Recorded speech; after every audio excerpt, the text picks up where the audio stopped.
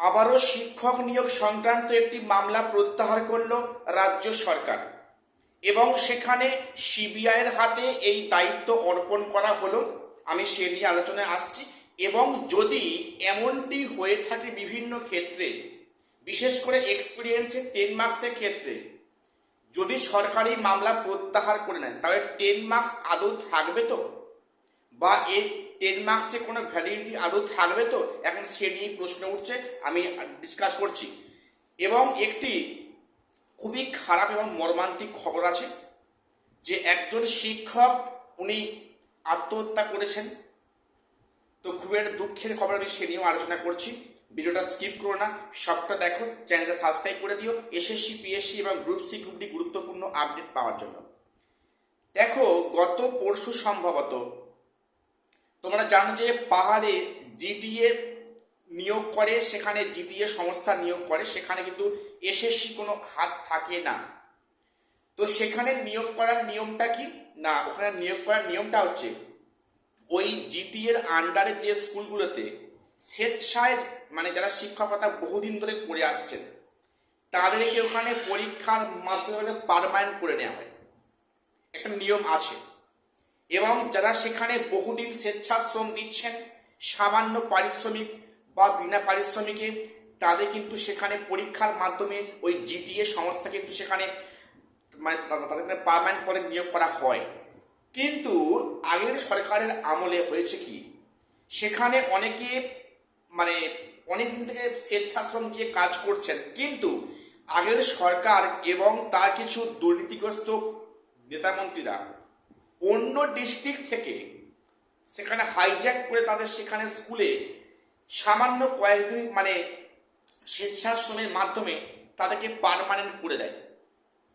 এতেই আপত্তি ওঠে সেখানে লোকাল যে সমস্ত ক্যান্ডিডেটরা সেখানে স্বেচ্ছাশ্রম এতদিন দিয়ে এসছেন, তাদের চোখের সামনে তাদের পরে মানে স্কুলে এসে তাদের কিন্তু মানে তাদের পোস্টটা পার্মানেন্ট হয়ে যাচ্ছে। এখানেই সন্দেহ এবং এ নিয়ে হাইকোর্টে মানে দ্বারস্থ হয় লোকাল কিছু ক্যান্ডিডেটটা, এবং সেখানে হাইকোর্ট থেকে সরাসরি সিবিআই তদন্তের নির্দেশ দেওয়া হয়। এখানে প্রায় 400 ক্যান্ডিডেট ছিল যাদের এগেনস্টে এই মানে অভিযোগটা উঠছে। এরকম প্রায় 400 ক্যান্ডিডেটের এগেনস্টে কিন্তু কলকাতা হাইকোর্ট থেকে মানে সেখানে কিন্তু সিবিআই তদন্তের নির্দেশ দেওয়া হয়। কিন্তু এই যে বললাম, সরকার তো মানবে না, কারণ সরকার তো এর সঙ্গে যুক্ত আছে।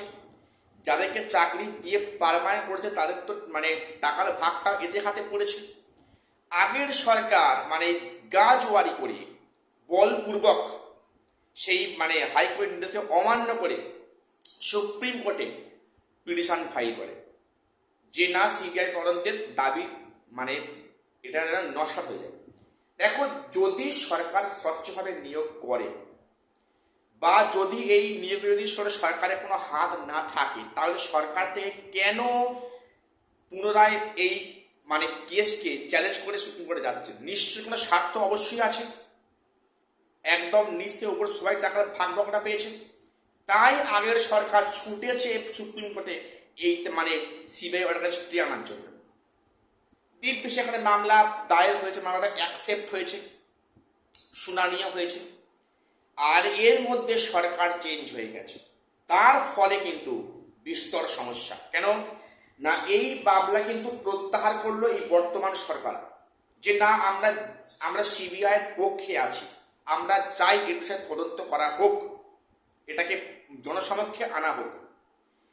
এই মামলা যেই প্রত্যাহার করলো, তাহলে হিসেব মতো আগের রায়টাই বহাল, তারা যেটা হাইকোর্ট থেকে দেওয়া ছিল, অর্থাৎ সেই 400 জন ক্যান্ডিডেটদের কিন্তু এগেনস্টে সিবিআই যে তদন্তের নির্দেশ ওটাই বহাল থাকলো, যেহেতু মামলা প্রত্যাহার করেছে।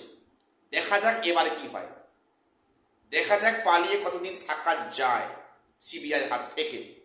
আশা করছি এবারে জিটিএ নিয়ে একটা বিশাল একটা ঘাবলাবাজি প্রকাশ্যে আসবে। তো জানি না সেটা ভবিষ্যতে কি হয়, তবে যেহেতু মামলাটা প্রত্যাহার করলো, সিবিআই হাতে মামলা কিন্তু অটোমেটিক চলে যাবে এবং তারা এই 400 জনের এগেনস্টে রিপোর্ট দেবে কোর্টের কাছে, সেখানে কি কি ভাবে দুর্নীতি হয়েছে, এবং এটাও আশা হচ্ছে যে সেই টাকাটা কদ্দূর অব্দি গিয়েছে এটা কিন্তু আসা উচিত, এটা বাংলা মানুষের জানা উচিত। এর টাকার ভাগ বকরা কারা খেয়েছে, এর মধু কারা খেয়েছে, অবশ্যই উল্লেখ করা উচিত। তো এইবার এখানে একটা বিষয় যে যদি এই মামলাগুলো যদি প্রত্যাহার করে নেয়, দেখো আগের সরকার সবসময় ইন সার্ভিসদের পক্ষে, তাদের পক্ষে নয়, মানে যারা অযোগ্য টেন্টেডের পক্ষে যে আগের সরকার ছিল, তারা বারবার বিভিন্ন ইস্যু নিয়ে সুপ্রিম কোর্টে গেছে স্টে আনতে বা অর্ডারটা চেঞ্জ করাতে।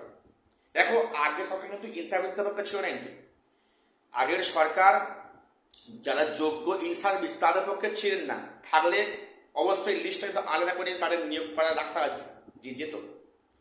শুধুমাত্র টেন্টেডদের আড়াল করার উদ্দেশ্যেই আগের সরকার বারংবার ছুটে গেছে সুপ্রিম কোর্টে।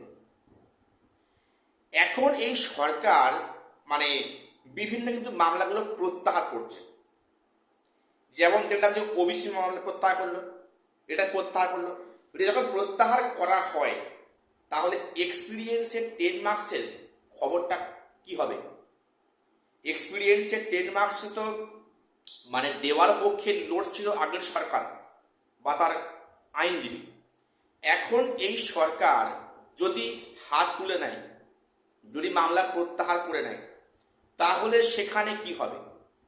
এরকম একাধিক এসএসসি মামলা কিন্তু আছে যেটা আগের সরকার ইচ্ছা করে টেন্টেডদের বাঁচাতে এটা করা হয়েছে, করেছে।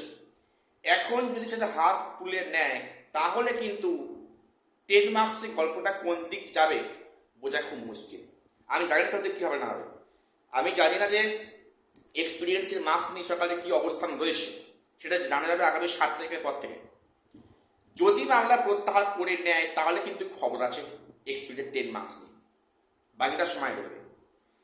আরেকটি খুব মর্মান্তিক খবর যে কাটোয়ায় একজন শিক্ষক 2016 ইন সার্ভিস শিক্ষক, উনি কিন্তু এই 2025 এসএসসিতে পরীক্ষা দিয়েছেন এবং উনি পাসও করেছেন। ওনার কিন্তু চাকরিও প্রায় কনফার্ম। উনি কিন্তু সম্ভবত গতকাল উনি বা পরশু উনি আত্মহত্যা করেছেন। এটা কখনো কিন্তু কাম্য নয়। দেখুন তার একটা ফ্যামিলি আছে, তার পরিবার আছে, তার সব কিছু আছে। সে কেন এই সিদ্ধান্ত নিল আমি ঠিক মাথায় আসছে না, যে যেহেতু ওনার তো চাকরিটা কনফার্ম হয়েছে, উনি চাকরি করতেন, উনি এবারও পাশ করেছেন, তার সত্ত্বেও উনি কেন এটা করলেন আমি বলতে পারছি না। এটা খুবই একটা খারাপ খবর, খারাপ নিউজ। তার যে পরিবারের প্রতি আমি সহানুভূতি বা আমি সহমর্মিতা প্রদান করছি। তো যাই হোক, জীবনে কোনো ডিসিশন নেওয়াটা কিন্তু ভেবেচিন্তে মনে নেওয়া উচিত। এটুকুই আজকে আপডেট দেওয়া ছিল। চ্যানেল সাবস্ক্রাইব করে দিও, দেখা হচ্ছে পরের ভিডিওতে।